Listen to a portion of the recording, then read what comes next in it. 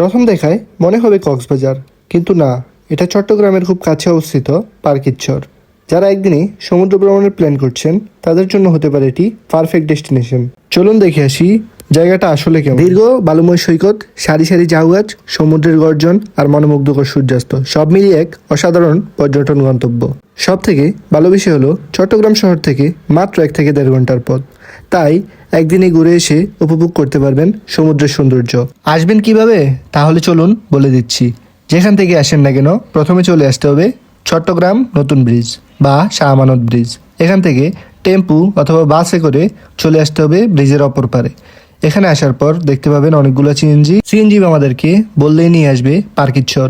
Reserve ভাড়া 500-600 চাইবে, কিন্তু 300 টাকা হলেই পার্কিচ্চর আসতে পারবেন। অ্যান্ড ফাইনালি চলে আসলাম পার্কিচ্চর। যেহেতু আমরা একদিনের ভিতরে ঘুরে দেখবো, তার জন্য একটু সকাল সকালে বের হয়ে যাই। অ্যান্ড আস্তে আস্তে সূর্য মামা উকি দিয়ে দেয়। আর তেমনভাবে কোনো সমুদ্রের ঢেউ নেই আর কোনো গর্জনও নেই, কারণ সকালবেলা তেমনভাবে জোয়ারও নেই। তো আমরা একটু ঘুরে ঘাড়া দেখতেছি, আর দেখতে দেখতে বিশাল আকৃতির এক জাহাজও চোখে পড়ে গেল, মনে হয় মাছ ধরার। আর আমার তো এক জায়গায় দাঁড়িয়ে থাকতে ভালোই লাগতেছে না, তার জন্য দৌড়াদৌড়ি শুরু করে দিলাম। আর দেখতে পাচ্ছ কি সুন্দর ঢেউ। একটু পরে ঢেউ শুরু হয়ে গেল আর আমরা এখানে ঘোরাঘুরি শুরু করে দিলাম। আর একটু সামনে গিয়ে দেখি লটারি। তো বন্ধু বলতেছে লটারি খেলবে, এখান থেকে সাবান নিয়ে নাকি গোসল করবে সমুদ্রতে। তো অনেকগুলো ট্রাই দিছে, কিন্তু একটাও আসে নাই, লাখ খারাপ। তো আরেকটু সামনে গিয়ে দেখি ঝাউ বাগান, অনেক ভালো লাগতেছিল। আর এখানে দেখতেছ বিভিন্ন প্রজাতির কিছু বান্দর ঝুলতেছে গাছে।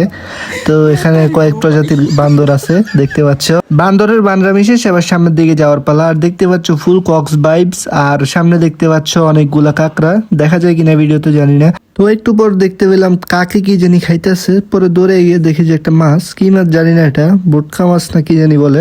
তো ওইটা তো শেষ। তারপরে এখানে দৌড়াদৌড়ি করে খিদা লেগে গেছে, তো আমরা চলে যাই একটা হোটেলে। তো এখানে কিছু খাওয়া দাওয়া করে নেই। খাওয়া দাওয়া শেষ, সোনার বাংলাদেশ। এবার যাই আবার একটু ঝাউ বাগানের ভিতর।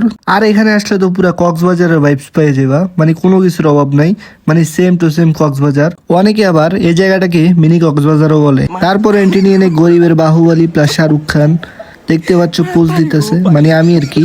এতক্ষণ তো শাহরুখ খান আর বাহুবলী হইলাম, এখন একটু তাসরিফ খান হই, মানে একটু সাগর পাড়ে আসছি। সাগর পাড়ের গান না বললে কেমন হয়? চলো একটু গান গাই।